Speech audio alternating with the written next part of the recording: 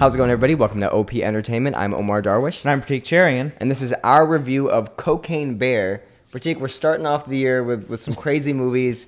What did you think of this movie, Pratik? I don't know what to think about this movie. Okay. I'm still kind of unsure.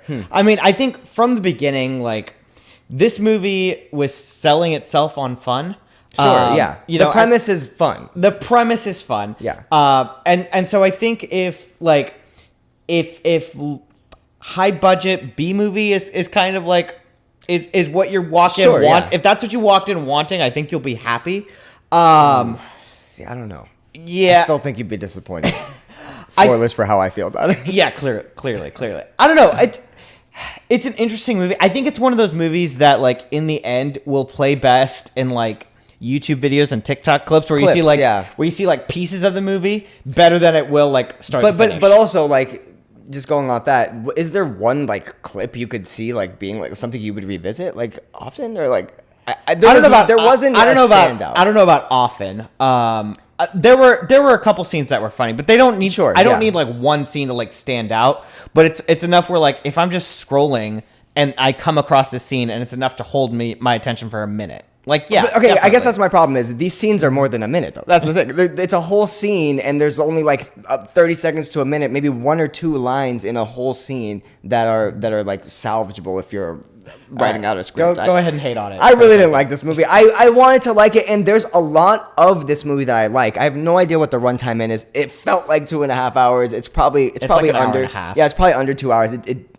The pacing of this movie is all over the place. There's so many different plot. There's probably 3 different stories that they're tying all together, and within those stories, there's all these boring details that literally don't even matter. There's plot lines that are introduced that don't come up again until the end, and it's okay, gotcha. That happens multiple times in this movie.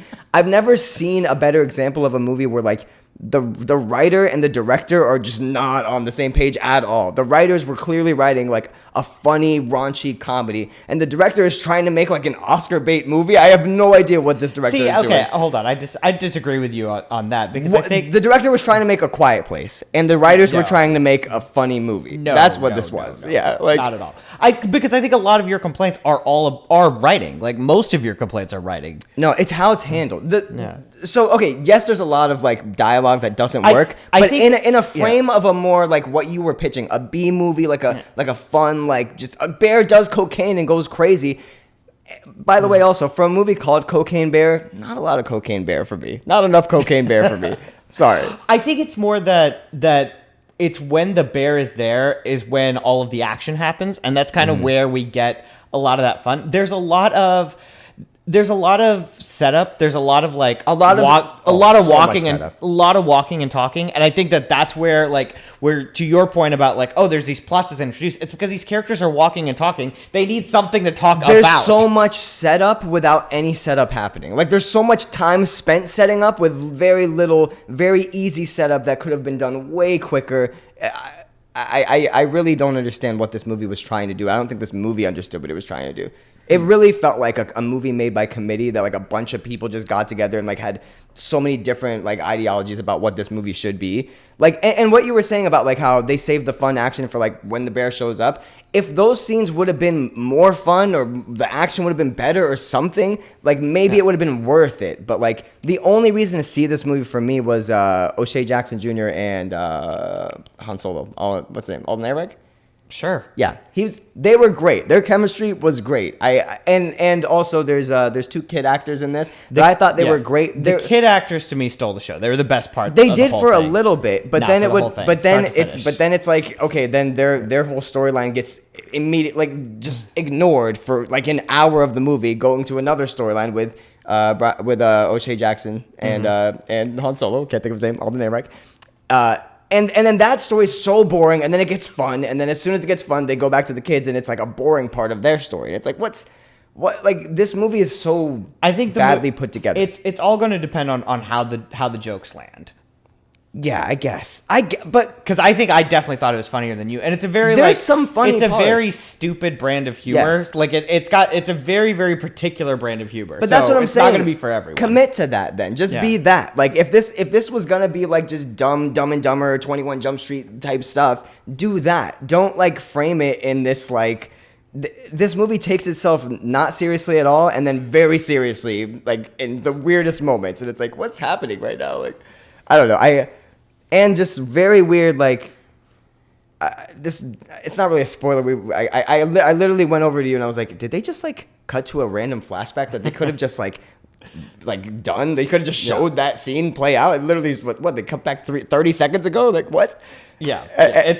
It was almost jarring. Like they were like, oh, you know what? We need to show this, but we don't have enough time left to do it. So, or they didn't have a clever way to edit it in without having to do some sort of pickups or reshoots. So they were like, no, just like this is weird. It's that was weird. It was definitely like them setting up the flashback was definitely a reshoot. Okay, yeah. I guess they couldn't get everybody there, but yeah. I don't know. I've never. I didn't have huge expectations for this movie. I thought it was, I knew it was weird that they were holding the review embargo until the day of the movie. That's never a good sign. But like it had like 100% on Rotten Tomatoes. So I'm like, okay, maybe this could have been anything, and it just decided to be nothing. That's what this movie is for me. So go on, Pratik. No, I mean it's. What did you like about it? No, like I said, I thought there were scenes that were funny. I thought the humor is what stood out. I like the kid actors a lot. It's a lot of like, it's just the movie. The movie kind of feels disjointed in a way because the main character should be the cocaine bear, but you can't just follow the bear around all the time. You could. I don't think you could. Not the whole time, but more than what we got. But like, so in that way, like to your point. It's almost like there's like 3 or 4 distinct like groups that we follow as they go through the forest and encounter the bear at various points. And so like there were some of those groups that I really enjoyed and some that I really didn't care for and some where it's like I like them but when they're doing this not this. Yes, exactly. Yeah. So that's kind of why I say like it's a movie that's made for being watched in clips. It's a movie that like there's a good movie in there is like the perfect quote. It's a movie that's made to like tune in and out of. Like, sure, yeah. If I was hanging out with a friend and we were bored and didn't have anything else to do, like, it might be something I throw on while we like do something else. If you're working on a project or something, or typing something out, and you've got another screen, you want to throw something on. Sure, yeah. Like this, like that's kind of this and Bullet Train, same thing. background music. Come on, Bullet Train's better than this. Much better than this. Okay. So we're close on this one. I didn't hate it. There's definitely stuff in there that's like fun. Sounds like you hated it. I can't see myself returning to this ever again. Like if anything, this movie highlighted that I can't wait to see O.J. Jackson Jr. in something again. I can't wait to see Alden Ehrenreich in something again. Like most of the actors, despite some acting from some supporting actors, I guess that are barely used. Like there's a couple that's introduced in the beginning. And they're not a couple. What are they, brother and sister? The redhead? Yeah, they're not a couple. That's the whole point. That's the whole plot. Oh, duh. Okay. Anyway, yeah. So I've already forgot about it because they literally spend no time on it. I think the acting there was terrible.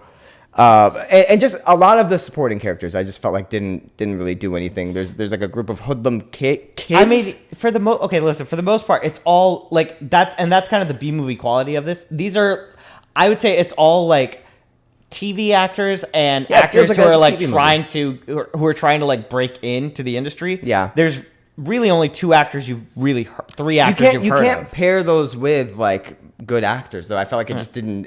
It was so uneven, this movie, for me. It's a bumpy road. Like in a lot of ways, it kind of felt like it just kind of felt like people showing up and trying their best, but who aren't quite there. Yeah, but. I don't know. I still thought it was fun in a way, and like if you're here just to like lean into the various comedic styles, it works. All in all, I think it should have been more fun. It's pretty much. I also appreciate the fact that a movie like this made it to theaters. Yeah. So well, I don't know if I would say appreciate. I was baffled at a lot of points. Like, how does this get? I'm like, man, I should really pick up a camera because like, how does this get made? Like, I don't know. Like, the premise is so good that you just ignore like dailies and looking at what you're shooting. Like, this movie. Yeah, I guess I did. I guess I hate it. I hate it. Thank you. We finally got you there. You ready to score, Pratik? Sure. I'll score it. Go ahead. I'm gonna give it a 4. It's so funny because I'm like right there. I'm right there.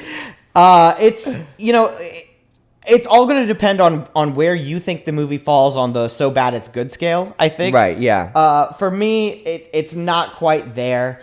It's fine. I'd throw it on the background. I wouldn't go see it in theaters again. But I'd watch it over Black Adam. Oh, yeah? I'd watch Good. anything over Black Adam. Almost. Paint dry? You drying some paint over there? At least I won't offend my senses. Yeah, this one didn't do it for me. I think I could see this becoming like a cult classic later on down the line because there's like a lot of there's a lot of stuff in there that again, like there's a good movie somewhere in there. There's a good like Netflix like mini series or something. Something to be done with this. Not a mini series. First of all, that's that'd be way too long. Yeah, right. No, I kind of think that's like.